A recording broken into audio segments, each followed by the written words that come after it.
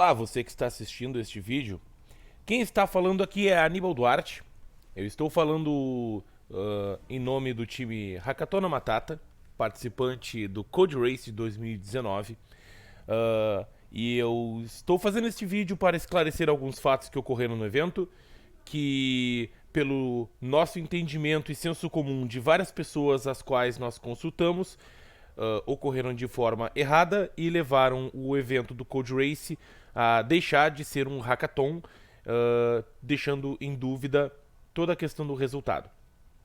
Esse vídeo pode ser um pouco longo, eu vou apresentar aqui vários pontos e inclusive alguns trechos de conversas que eu tive com a equipe do Code Race através de e-mail depois do evento. Tá? Eu vou contar tudo o que aconteceu, para que fique tudo esclarecido, né, e a gente consiga externar todo o nosso sentimento.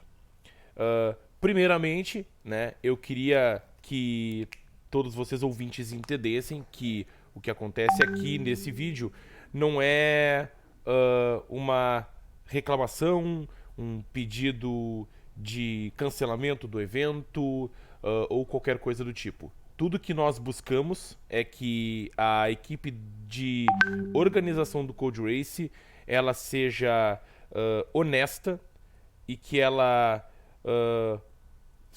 assuma que ocorreram problemas na organização do evento e que isso acarretou num resultado que poderia ter sido diferente caso o regulamento tivesse sido seguido à risca como era o esperado para o evento que aconteceu no último final de semana, aí entre os dias 27 e 28 de setembro de 2019. Eu vou começar por essa tela que a gente está vendo agora, para salientar dois pontos. O primeiro é o Code Race Campeonato de Programação. Isso aí é o que se espera de uma hackathon, correto? Um campeonato de programação onde especialistas em suas áreas de atuação vão para mostrar o seu expertise desenvolvendo produtos para uma proposta específica que é designada ou antes ou durante o evento. Aqui a gente tem um pequeno texto, opa, eu movi aqui sem querer. A gente tem aqui um pequeno texto que também consta no site do Code Race, que ele diz que assim, somos um campeonato de programação que acontece anualmente na Antônio Meneghetti Faculdade, sempre carregando o objetivo de gerar uma interação entre profissionais da área de tecnologia e, através dessa, dar maior visibilidade aos mesmos no mundo da TI. Participam do evento desde estudantes de grandes profissionais do mercado de TI, todos com vontade de aprender mais e desenvolver-se na área. O Code Race acontece em 3 grandes momentos. A abertura com a presença de um grande palestrante, desenvolvimento, momento em que os participantes pensam e desenvolvem sua aplicação e, por fim, o grande encerramento com o resultado e a entrega da premiação para o campeão, certo? Isso aqui são os preceitos básicos do evento. É algo que, obviamente, se espera que aconteça durante um hackathon. É essa interação entre as pessoas, é toda essa parte de fazer o networking, correto? E conhecer novas pessoas e fazer novos contatinhos, né? Que é uma coisa que muita gente quer fazer quando vai nesses eventos. Agora, para dar seguimento, antes de começar a minha argumentação, eu vou adicionar aqui uma imagem que é a imagem chave do regulamento que eu entendo que tem que ser exibida aqui, certo? Este aqui é um fragmento do regulamento que neste momento está lá no site do Code Race. Eu acabei de recortar essa imagem. É o regulamento Code Race 2019.pdf que está lá no site. Isso aqui consta na página... Deixa eu ver aqui qual página. 1, 2, 3, 4. Isto consta na página 4 do documento, certo? O que diz aqui basicamente? São as regras de avaliação. É como o evento deve ocorrer. No dia 28 de setembro de 2009, no horário que consta na programação do evento, os avaliadores convidados pela equipe organizadora farão análise e avaliações para validar as soluções tecnológicas que foram desenvolvidas pela equipe. Olha só, No dia 28 de setembro de 2019, esse horário estipulado é a partir das 9 da manhã. Ou das 8 da manhã, algo assim. Porque a Code Race realmente terminou às 8h30 da manhã. Porque teve um atraso, por questões de falta de infraestrutura, o Wi-Fi não estava funcionando direito, as equipes também, algumas não colaboravam usando o Wi-Fi com o mesmo nome e a mesma senha. Não sei se por questões de quererem sabotar os outros ou por limitação técnica de não saberem o que estava fazendo, mas isso não cabe discutir aqui. A questão aí é que os jurados avaliariam as soluções tecnológicas desenvolvidas pela equipe. Eu quero salientar o fim dessa frase, porque diz ali que são soluções tecnológicas que foram desenvolvidas pela equipe. E isso aí vai influenciar muito no papo aqui mais na frente, tá? Vamos lá. Para a referida análise, serão adotados os seguintes critérios. A avaliação técnica, fase eliminatória, onde 2 jurados analisando os pontos de código-fonte, estruturação e funcionalidade do sistema. Caso o avaliador verifique e valide que o programa não está funcional, a equipe não será classificada para a semifinal. Parte-se do precedente de que, se algo está no regulamento, o jurado deve seguir o regulamento. Não importa o que o jurado pense, ou o que ele entenda, ou a opinião pessoal dele. Ele tem que seguir o regulamento. Segundo o artigo 6.2.1a, se a equipe não tivesse um protótipo funcional, um MVP, ela estaria automaticamente desclassificada do Code Race. Certo? Partindo deste pequeno parágrafo, a nossa equipe se focou em desenvolver um protótipo. Nós trabalhamos quase 12 horas em um protótipo, deixamos ele funcional, entregando exatamente o que a nossa proposta oferecia, que era um sistema para a população reportar problemas de infraestrutura que interferiam na mobilidade urbana e pudessem ali dentro mesmo, depois de uma pequena evolução, se criar uma pequena rede social onde as pessoas poderiam reportar questionamentos dentro dos problemas e os órgãos públicos pudessem interagir com essa ferramenta, procurando esses pontos onde estava um problema, que seriam pontos indicados no mapa, demarcando datas e horários para irem resolver este problema, dando um feedback para a população sobre a resolução desse problema. Contestaram que já existem programas que fazem isso, mas, como eu vou falar mais adiante, não existem, certo? Vamos lá, semifinal. Após a primeira fase eliminatória, as equipes classificadas terão 5 minutos para apresentar à bancada de semifinal seu produto. Entendo que produto já não é só o software, é a solução como um todo. A parte de o que ele faz, por que ele faz e como ele faz. Isso inclui não só a parte de software, como a parte de funcionalidade. Isso está descrito aqui. A banca julgadora irá analisar os quesitos de criatividade, aplicabilidade do sistema para solucionar o problema proposto, viabilidade de execução real na solução tecnológica desenvolvida e qualidade do produto. Tem-se por entendimento que a banca deveria avaliar se o protótipo entrega o que promete e se ele é viável, se é um modelo de negócio que realmente atende àquela necessidade proposta pelo tema da Hackathon, certo? Desta fase sairão somente 5 equipes que serão classificadas para a final, certo? Agora a final. Um representante de cada uma das equipes finalistas apresentará aos integrantes da banca julgadora, no tempo de até 5 minutos, a solução tecnológica desenvolvida e terão mais 2 minutos para responder dúvidas dos jurados. Eu vou dar uma pausa aqui, eu quero voltar no 6.2.2, onde não há uma limitação de participantes durante a apresentação, certo? Não diz aqui, diz que as equipes classificadas terão 5 minutos para apresentar, não diz quantos terão que apresentar, certo? Vamos voltar aí para 6.2.3. A bancada julgadora irá analisar os quesitos de criatividade, aplicabilidade do sistema para solucionar o problema proposto, viabilidade da execução real da solução tecnológica desenvolvida, qualidade do produto. Todos esses eram quesitos da anterior já, certo?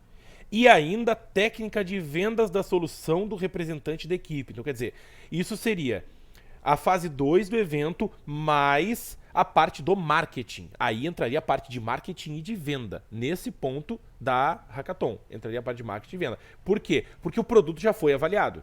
O produto já foi pré-aprovado. Agora ele tem que ser vendido, certo? Temos uma evolução na nossa avaliação. Começa com a parte estritamente técnica, vai para a parte de execução e aplicabilidade e no final tem a parte de marketing.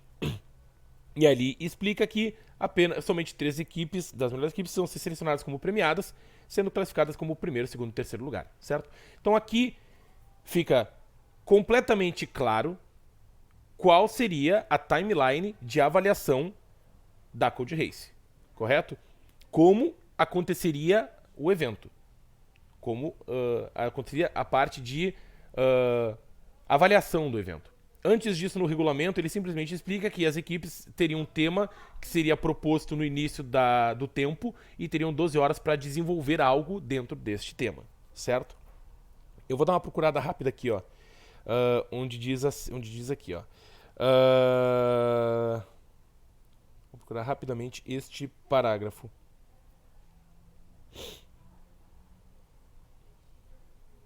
Para ler exatamente o que diz, para ver se realmente existe isso aqui.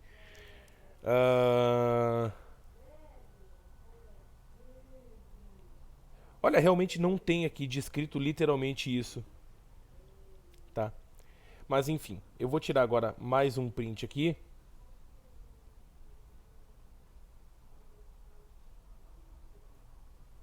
Que esse aqui é relacionado à banca julgadora. Certo? Eu vou puxar esse aqui pro lado. Vou adicionar mais uma imagem aqui. Vocês me desculpem pela... que eu tô fazendo tudo agora, né? Aí, ok. Agora, isso aqui, ó. Quesito 9.4. As decisões dos integrantes da banca julgadora no que tange a seleção e a premiação das equipes participantes, além das decisões que a equipe organizadora venha a dirimir, serão soberanas e irrecorríveis, não sendo cabível qualquer contestação das mesmas, bem como seus resultados. Este parágrafo diz que o que for julgado não pode ser desfeito. Ponto. Aceitamos isso. Não vemos problema nisso. Desde que tudo tivesse corrido como diz o regulamento. Este parágrafo, assim como todos os outros, em nenhum momento dão direito a nenhum componente nem de banca julgadora, nem de equipe organizadora de mudar o regulamento de julgamento ou de alterar os parâmetros de julgamento. Correto? Agora, vamos aos fatos. Pegarei o e-mail, eu usarei o e-mail que eu escrevi para a equipe da Code Race, que nele eu exemplifiquei todas as questões pertinentes aos problemas que aconteceram durante a Code Race, para buscar uma solução para esse problema. Eu vou ler a transcrição completa do e-mail, para que fique isso na íntegra e ninguém venha depois dizer que tu leu só partes do e-mail. Esse e-mail foi mandado para Code Race, para todos os membros da minha equipe e para alguns apoiadores no dia 1º/10/2019 às 15h57. Prezados, bom dia. Em nome do time de Hakatuna Matata e seus apoiadores, todos em cópia, estou eu, Aníbal Duarte, mentor do time, enviando este e-mail em caráter crítico, reclamatório e contestatório quanto aos acontecimentos ocorridos durante o Code Race 2019. Primeiramente, não estou aqui para contestar que a nossa equipe deveria ter sido campeã. Entendo que haviam várias propostas que eram comercialmente melhores que a nossa, e que se grifem as palavras sublinhadas comercialmente melhores, pois eu falarei sobre isso em um dos tópicos abaixo. E que algumas delas foram melhor apresentadas. Contudo, como deixarei claro no texto abaixo, tivemos um prejuízo enorme por conta da staff do evento e que outras equipes com as quais conversamos tiveram o mesmo sentimento. Quanto à organização do evento. Primeiramente, o fato de Code Race ter começado com um atraso e só termos começado a codificar quase 2 horas depois por conta da parca infraestrutura de internet do local já deixa o questionamento grave. O quão preparada tecnicamente realmente estava a equipe de TI do Code Race que deixou este detalhe dos mais importantes passar despercebido?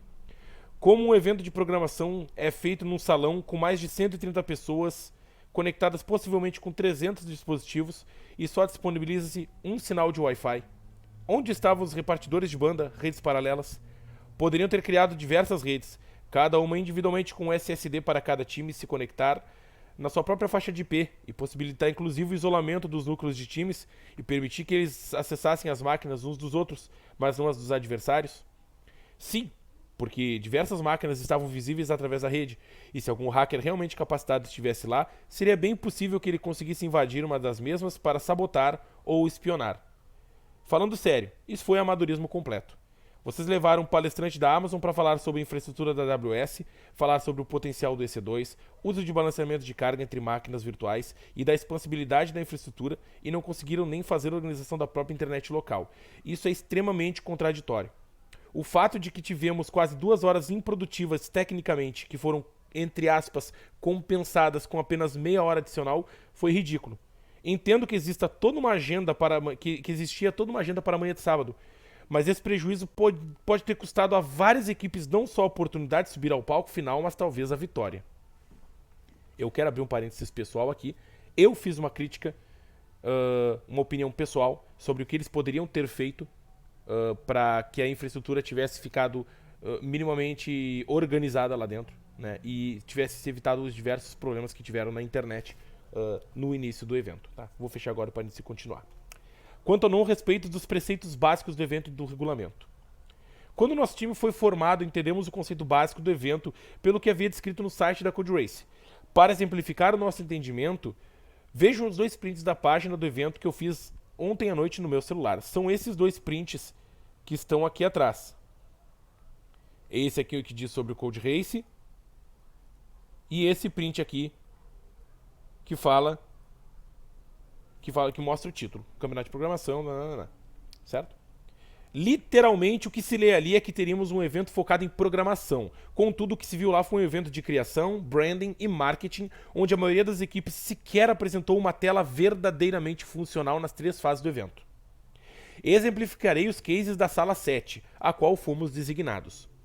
Das 5 equipes que mostraram seus projetos, apenas uma delas apresentou um aplicativo durante a apresentação. Este que era um fake. Era simplesmente um slideshow que girava e não se auto-adaptava ao tamanho da tela como um aplicativo real faria quando o celular é trocado de landscape para vertical. A apresentação que visivelmente havia sido preparada antes do evento, com branding, vídeo promocional e tudo mais.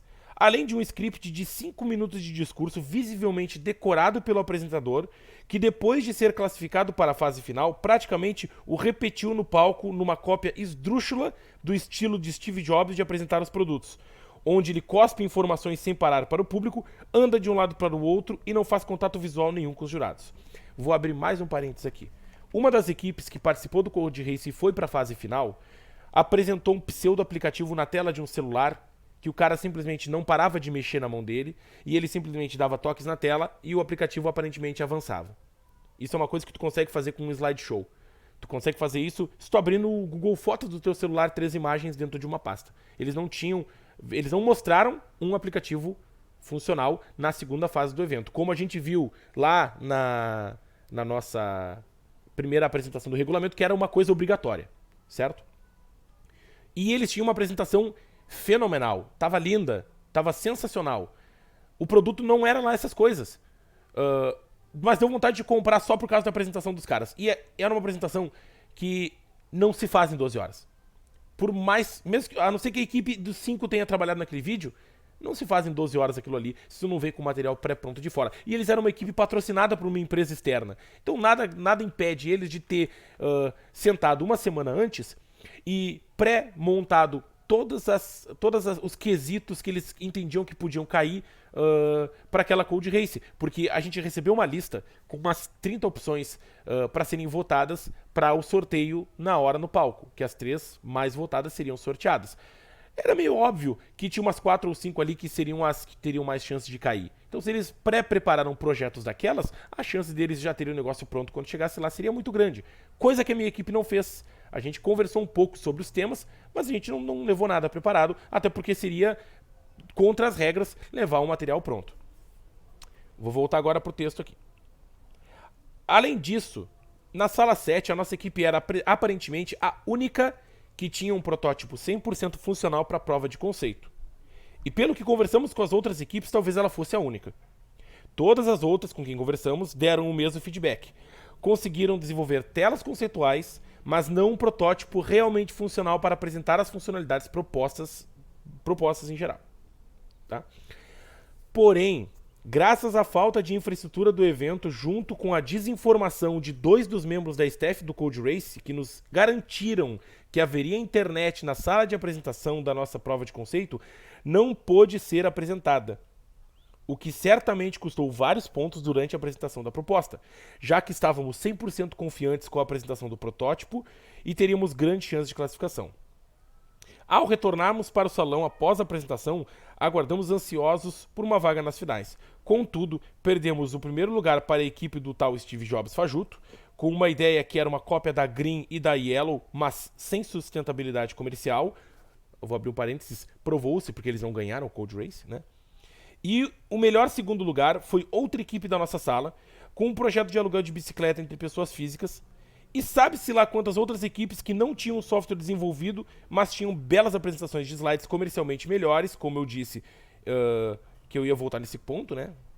Comercialmente melhores, ficaram na nossa frente e estavam no palco. Tá? Eu vou abrir mais um parênteses, o ponto que eu quero salientar aqui. As 5 finalistas tinham ótimas apresentações comerciais. Nenhuma delas apresentou produto no palco. Elas apresentaram 1 ou 2 telas. A gente identificou uma das telas como uma tela pronta, que era um template que se encontrava na internet. Então, tipo, eles não desenvolveram. Não codaram, não provaram isso no palco. Certo? E como eu salientei nas regras, isso era uma obrigatoriedade. Aí aqui, eu vou voltar agora pro e-mail. Aí aqui entramos numa questão muito mais grave de toda a situação. Não só no site, mas também no regulamento do Code Race. Estava claro que a competição envolvia programação e a apresentação de um aplicativo ou software funcionais.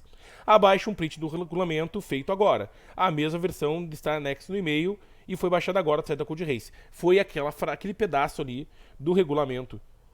Esse aqui, que eu li para vocês, onde fala sobre o regulamento de apresentação. Aí aqui, eu cito primeiramente o 6.1.1a, no que diz respeito ao contexto de avaliação técnica. Caso o avaliador verifique e valide que o programa não está funcional, a equipe não será classificada para a semifinal.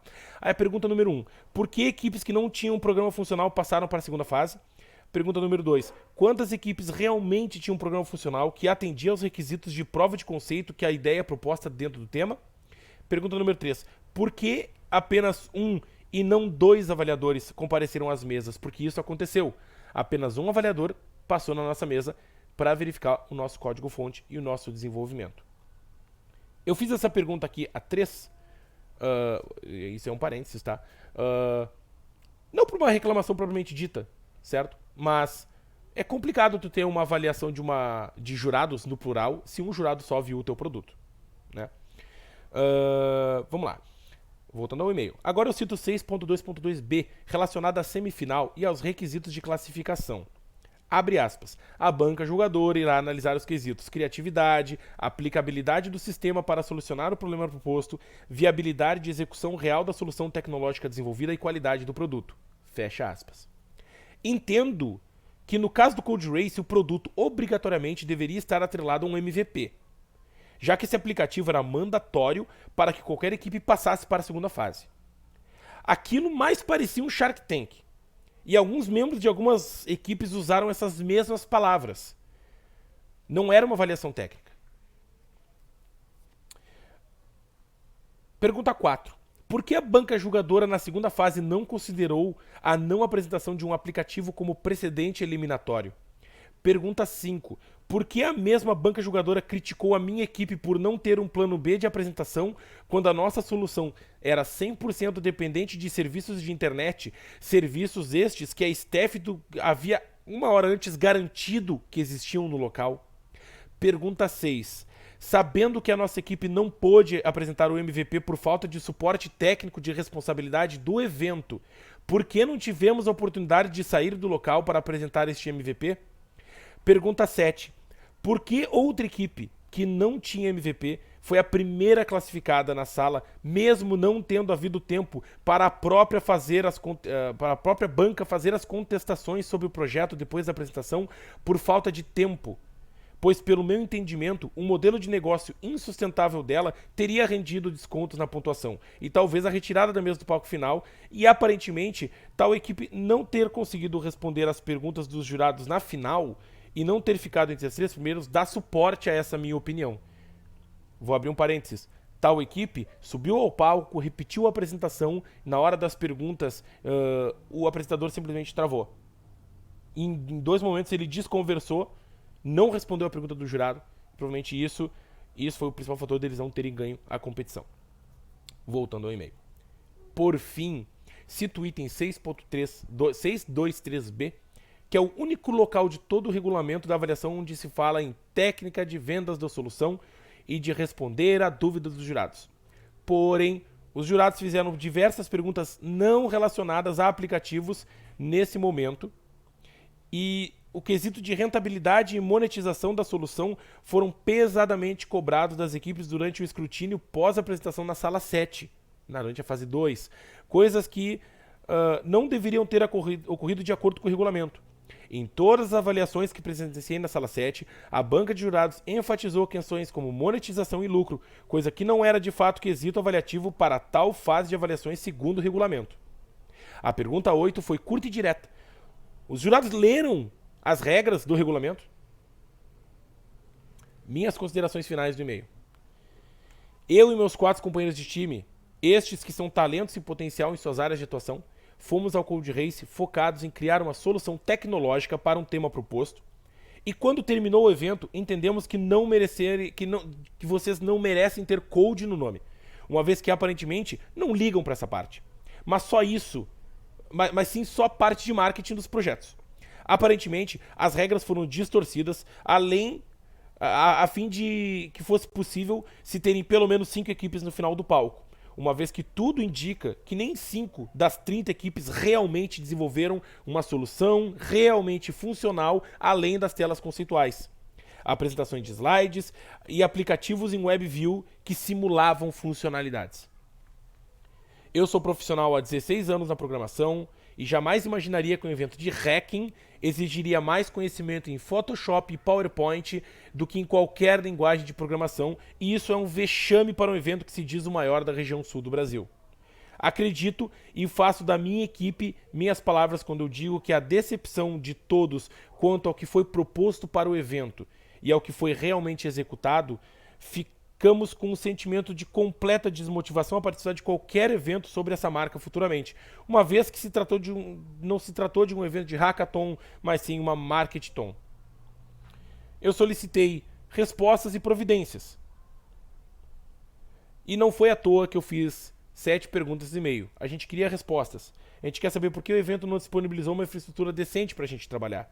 A gente queria saber por que o regulamento foi jogado na lata do lixo e por que ninguém respeitou ou contestou o não respeito aos precedentes estabelecidos no regulamento. Queremos saber por que as equipes que subiram no palco não apresentaram um MVP que deveria ser obrigatoriedade para o evento. Queremos saber qual é realmente o propósito do evento, pois definitivamente não era programar. No final do e-mail eu botei que estamos a um passo de entrar em contato, estamos em passo e ainda estamos, de entrar em contato com as demais equipes não classificadas para a fase final, a fim de entendermos plenamente as suas situações naquele momento e entendermos completamente quais eram suas aspirações, expectativas e chances de chegarem à fase final, para fazermos nossa própria avaliação de quem realmente deveria ter subido ao palco às 11 da manhã do sábado. Estamos também em contato com nossos apoiadores a fim de entendermos que tipo de ação podemos tomar ao desrespeito da organização frente às equipes e ao seu próprio regulamento. Aí eu assinei o e-mail como sendo o representante da equipe do Hackathon Matata, certo? Todos os membros da equipe concordaram com este meu e-mail. Nenhum deles teve nada a adicionar. E a gente aguardou a resposta do pessoal do Code Race que viria no dia de hoje. E essa resposta chegou às 15h57 não. Sim, às 15h57 do dia de hoje, certo? Eu vou me corrigir. o e-mail que eu enviei para a Code Race não foi às 15h57, não. Eu vou me corrigir aqui. Vou pegar nos meus itens enviados. Foi no dia... Deixa eu ver. Foi no dia 30/9 às 11h07 da manhã. Vou me corrigir quanto a isso. Agora, eu consultei diversas pessoas quanto ao que eu tenho de entendimento sobre a validade do evento e sobre o que aconteceu. Todas elas concordam com o meu time de que não aconteceu um hackathon. Tá? Eles simplesmente deturparam o que deveria ser um evento de programação e virou um evento de marketing. Né? E a resposta que eles me mandaram por e-mail meio que prova isso. A resposta deles foi a seguinte, ó. Prezado Aníbal, entendemos que sempre há ajustes a serem realizados e procuramos evoluir a cada evento que realizamos. Procuramos abaixo responder todos os seus questionamentos. Aí a pergunta número 1, por que as equipes que não tinham um programa funcional passaram para a segunda fase? Aí eles responderam assim, ó, a avaliação técnica realizada pelo jurado é de responsabilidade do próprio jurado. Obviamente, ele segue uma avaliação de pontos que julgamos interessante e que foram repassados na apresentação inicial e estão no regulamento, a saber, código-fonte, estruturação e funcionalidade do sistema, nas quais vocês ficaram com as respectivas notas 9.8, 9.7 e 9.8. Vamos dar um parênteses aqui. Isto é prova de que a minha equipe entregou, tecnicamente, o que era exigido. Com louvor, passamos à segunda fase. Porém, ele em momento nenhum aqui citou as outras equipes, se elas realmente tinham esse programa funcional. Ele não respondeu a pergunta. Aí na pergunta número 2, quantas equipes realmente tinham um programa funcional que atendia aos requisitos de prova de conceito da ideia proposta dentro do tema? Ele colocou assim, ó, nesta fase de avaliação técnica, tivemos 31 equipes a serem avaliadas, onde 6 equipes não apresentaram nada ou desistiram, e 5 equipes não foram para a próxima etapa por avaliação do próprio jurado, ou seja, não apresentaram a capacidade técnica. Ok, se as 20 equipes que passaram para a segunda fase tinham protótipos funcionais, por que esses protótipos funcionais não foram apresentados na sala 7? Nenhum deles foi. O que eu vi em uma tela de celular foi uma apresentação de slides. Não era um aplicativo. Eu vi uma simulação de um aplicativo num vídeo na tela que poderia ter sido feita com uma WebView simulando uma funcionalidade. Não era uma funcionalidade real. Não tinha uma interação com o web service. Não tinha um delay de funcionalidade. Era visivelmente uma simulação. Certo? Então, eles não essa resposta pra mim, eu não aceito porque eu não tenho como corroborar que ela está correta. Não tenho como. E por isso eu quero contar das outras equipes. Eu quero ver o que as outras equipes fizeram. Eu quero saber se elas realmente desenvolveram algo. E o que elas desenvolveram. Porque as outras 2 equipes que viajaram com nós não desenvolveram nada. E uma delas passou para a segunda fase. Sem ter desenvolvido nada. Eles desenvolveram um conceito. Eles não desenvolveram código-fonte aplicável. Pergunta número 3. Por que apenas 1 e não 2 avaliadores técnicos compareceram às mesas? Aí eles assumiram que esse foi um erro da parte deles e que eles falharam com o regulamento. Mas a ideia sempre foi ter apenas um avaliador técnico. Não, estava no regulamento que era 2. E caso a equipe não concorde, poderíamos enviar outro jurado para avaliação. A gente não soube qual era a avaliação do técnico na hora. Foi secreta. Como é que a gente não ia concordar com a avaliação dele, se era secreta? No seu caso, o avaliador atribuiu uma nota bem elevada sobre a questão do protótipo, portanto não houve nenhum prejuízo de vocês esquisito. Não, ok, mas se a gente não sabia a nota, a gente estava confiante, mas a gente não sabia a nota. Como é que a gente ia contestar a nota, entendeu? Isso não faz sentido nenhum. Pergunta 4. Por que a banca julgadora na segunda fase não considerou a não apresentação de um aplicativo como precedente eliminatório? Aí olha a resposta. Como comentado acima, não temos gerência sobre a decisão dos membros da banca. Eles foram escolhidos justamente pela capacidade técnica e ou empreendedora. E como qualquer outra banca, eles possuem a soberania de decisão. Lembrando ainda que todos os avaliadores técnicos realizaram um processo de validação, assegurando a funcionalidade ou não de cada projeto. Você alegar que não havia protótipo funcional não é algo que concordamos, pois asseguramos que todos que foram para a próxima etapa estavam em condições de funcionar. Mas eles não apresentaram isso para a banca julgadora. E a banca julgadora da segunda fase não tinha que ser empreendedora, ela tinha que ser técnica, ela tinha que avaliar a funcionalidade do protótipo. Isso estava no maldito regulamento e não foi respeitado. 2 erros. Aí a pergunta número 5, por que a mesma banca julgadora criticou a minha equipe por não ter um plano B de apresentação quando a nossa solução era 100% dependente de serviços de internet, serviços estes que a Steph havia 1 hora antes garantido que existiam no local? Olha a resposta deles. Como comentado acima, não temos gerência sobre a decisão dos membros da banca. O cara copiou e colou essa merda. Tá? Em relação à disponibilidade de internet nas salas para o pitch, todas estavam com internet funcionando. As demais equipes da sua sala ou das demais outras salas utilizaram normalmente. Pode ter ocorrido algum erro pontual na sua máquina, pois nenhuma outra equipe comentou algo relacionado a essa questão. As 4 equipes que se apresentaram na minha sala apresentaram arquivos de PowerPoint. Nenhuma delas usou conexão de internet. Só a minha dependia, porque nenhuma delas apresentou um protótipo funcional online. Nenhuma delas.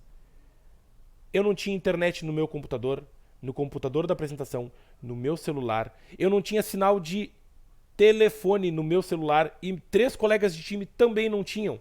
A sala era um bunker, não entrava sinal de nada. Quando a gente botou o pé pra fora da sala, o nosso computador da apresentação voltou a ficar com rede, misteriosamente.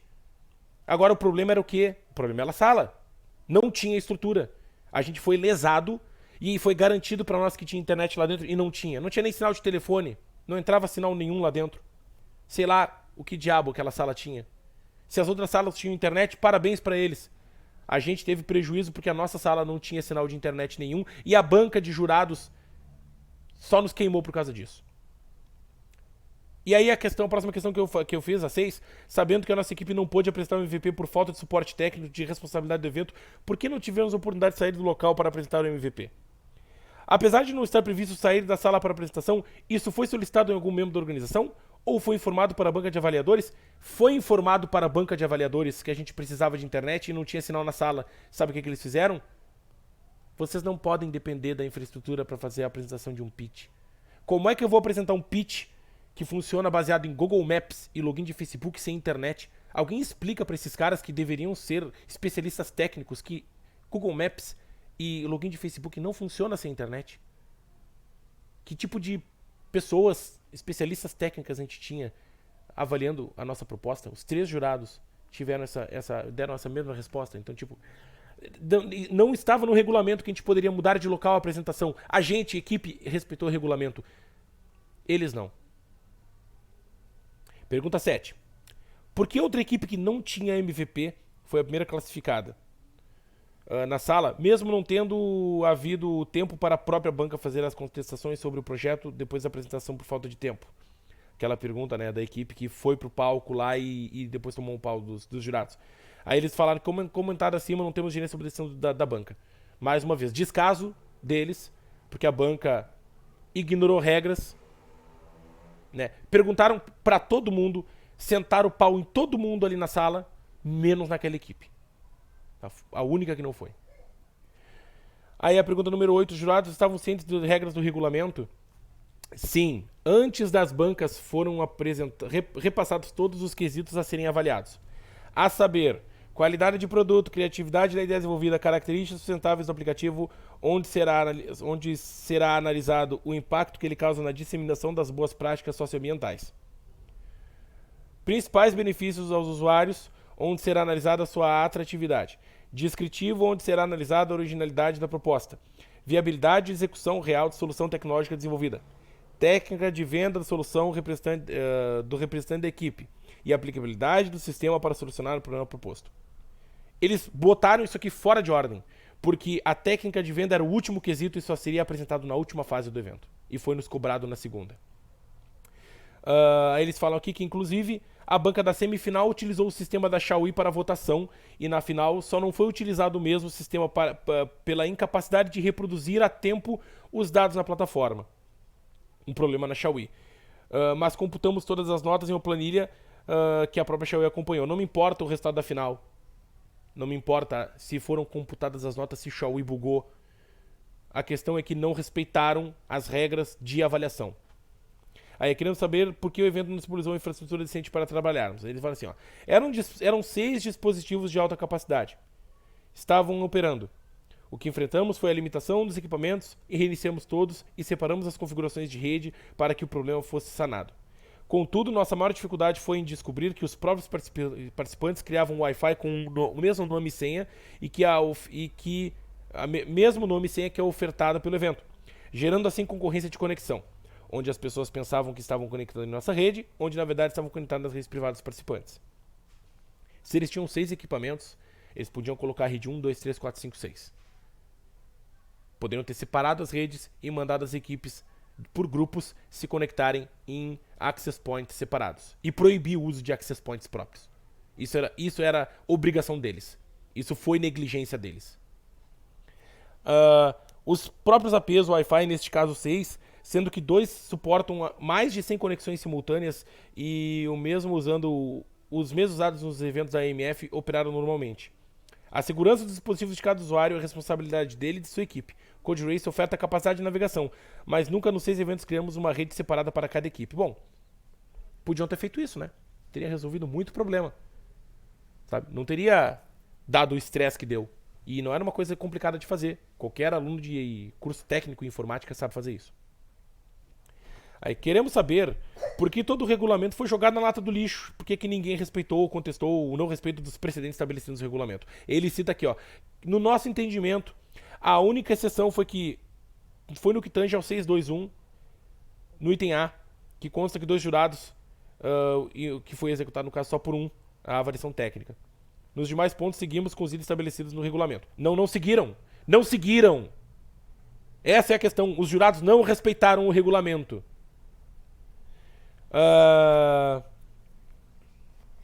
Aí, queremos saber por que as equipes subiram no palco não apresentaram um MVP, que deveria ser obrigatoriedade de evento.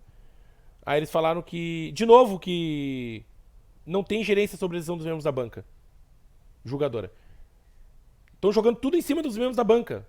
Tipo, os caras não respeitaram. Eles criaram um regulamento deles. Aí contrataram os caras, chamaram os caras pra avaliar. Os caras avaliaram o negócio. Não respeitaram as regras. E agora eles estão botando a culpa nos caras, entendeu? Eles não querem assumir essa bronca. Eles estão botando a culpa nos jogadores. Eu vou catar o nome de todos os jurados, vou mandar e-mail pra eles, vou copiar isso que eu falo. Estão botando em vocês a culpa porque vocês não respeitaram as regras do evento. Eu quero a resposta de vocês. Eu vou procurar essa banca julgadora e vou mandar esse e-mail pra eles aqui. Aí, olha só, a finalização do e-mail deles. Por fim, entendemos que todos os pontos de vista e reclamações alegados por vocês, apesar de não concordarmos com todos, principalmente em alguns pontos em que há crítica duríssima e desnecessária a todos os membros organizadores do evento. Foram 10 meses de trabalho intenso e pensados em detalhes para que todos pudessem ter uma experiência satisfatória no evento. Enfrentamos alguns problemas técnicos durante o evento? Sim. Qual evento não ocorre isso? Mas procuramos resolver de forma mais rápida possível e buscamos sempre evitar prejuízo para qualquer equipe, embora vocês considerem que isso não ocorreu com vocês. Não ocorreu. Tivemos prejuízo. Sérios prejuízos. Eu não digo a falta de internet no início do evento, mas o não respeito às regras e a falta de internet na sala de apresentação foram gravíssimos. Foram gravíssimos. É a mesma coisa que tu ir julgar um cara e tu não poder levar testemunha porque faltou gasolina no carro da polícia para levar testemunha para lá. É a mesma analogia. Entendeu? A equipe do Code Race diminuir isso e tentar jogar a culpa no meu equipamento e no equipamento de metade das pessoas que estava na sala não condiz com a realidade. Aí eles falam aqui que ao final do evento, diversos participantes nos procuraram para sanar as dúvidas sobre alguns pontos, sendo que todas elas respondidas de pronto e de mútuo entendimento. Além disso, houve um feedback de 20 equipes, haviam 27 no final, e ao término do evento e posterior, ao término do evento e posterior a ele, como havia sido sua experiência, de maneira espontânea e por vontade deles, em que todas alegam estarem satisfeitas e acreditam que foi um evento produtivo e que os resultados foram justos. Mentira! Mentira! As 2 equipes que voltaram comigo no ônibus não estavam satisfeitas. Então esse todos em letra maiúscula que eles colocaram aqui já se prova mentira. Por isso eu quero contato de todas as equipes. Eu quero feedback real delas desse evento. Porque essa história está muito mal contada. Muito mal contada. Aí ele fala sobre a palestra da AWS, né? Que eles levaram o patrocinador, que eles não estavam usando a infraestrutura da AWS, não me importa. Eles dizem que são um evento em crescimento, que busca melhorar em cada edição e proporcionar uma melhor experiência aos participantes. Olha, meu amigo, tu não tem que melhorar, tu tem que mudar tudo. Tu não tem um Code Race, tu não tem um hackathon. Tu não avaliou aplicativos, tu levou jurados que não respeitaram as regras que tu criou. Isso é ridículo. Tu teve imagina se um juiz chega para um acusado de estupro e condena o cara a fuzilamento no Brasil. O que vão fazer com esse juiz? Porque, segundo o que tu tá falando aqui, os jurados têm autonomia para mudar as regras, então os juízes no Supremo Tribunal Federal também deveriam ter, porque as regras que tu estipula num regulamento são as cláusulas pétreas dele, elas não podem ser mudadas por ninguém, porque as equipes se preparam para o evento baseado nesse regulamento. Então é ridículo tu vir me dizer que um julgador, um cara que tá ali para avaliar o trabalho, pode mudar as regras de avaliação. Isso não existe. Não existe. Isso é irreal. Essa resposta que mandaram para nós, ela não é nem de perto aceitável. Eu vou levar isso para frente. Eu estou fazendo esse vídeo porque eu vou levar esse caso à frente. Não só pela minha equipe, mas por todas as equipes que participaram do evento e que talvez por algum motivo, talvez os mesmos, talvez diferentes, tenham se sentido lesadas por conta do resultado final da Code Race. Eu não quero que o evento seja cancelado. Eu não quero ganhar o prêmio. Eu não quero ter a etiqueta de primeiro lugar, a estrelinha. Foda-se os 3 mil reais.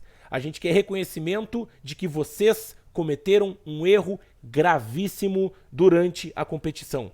A gente quer o reconhecimento de que nós fomos realmente lesados por culpa da organização que não fez o seu trabalho, que era o mínimo de se esperar para alguém que diz que trabalhou 10 meses intensamente para organizar um evento, para chegar na hora e o regulamento ser completamente ignorado pelas pessoas que deveriam ser as peças-chave da organização, que eram os avaliadores. Esse vídeo tá gigante. Eu espero que eu consiga subir ele no YouTube, no Facebook, enfim. Em nome da minha equipe, em nome de todos os alunos do IFE Restinga que foram representados pela minha equipe e pelo pessoal que nos apoiou na ida até o evento, eu agradeço por você ter assistido esse vídeo. Eu peço que você compartilhe esse vídeo. Se você viu esse vídeo e você conhece alguém que participou do Code Race, por favor, entre em contato comigo ou com algum conhecido e passe os contatos dos membros da equipe. A gente precisa desse contato, a gente precisa desse feedback, mesmo que seja para a gente fazer um novo vídeo, um novo post, nos retratando por essa questão. Porque o que a gente está retratando aqui é o que a gente experimentou, o que a gente viveu, o que a gente esperava e o que não aconteceu. A gente não tá, como eu falei, a gente não tá querendo a vitória. A gente só quer justiça, a gente só quer o que é correto. A gente espera poder participar do próximo Code Race e ter uma experiência completamente diferente e justa numa hackathon de verdade. Não num lugar onde vão avaliar se a nossa ideia é para ganhar dinheiro ou não. A gente quer ser avaliado pelo nosso código-fonte.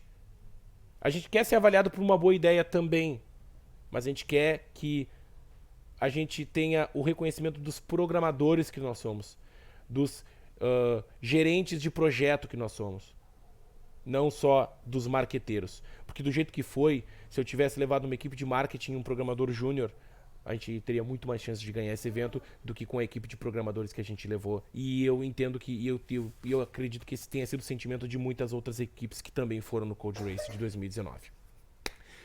Muito obrigado. Agradeço mais uma vez por ter assistido esse vídeo. E qualquer desenrolar da situação eu vou postar uma atualização ali na minha timeline. Uma boa noite pra você, ou bom dia, não sei que horário você tá vendo esse vídeo, mas pra mim aqui já é de noite. Tchau, tchau.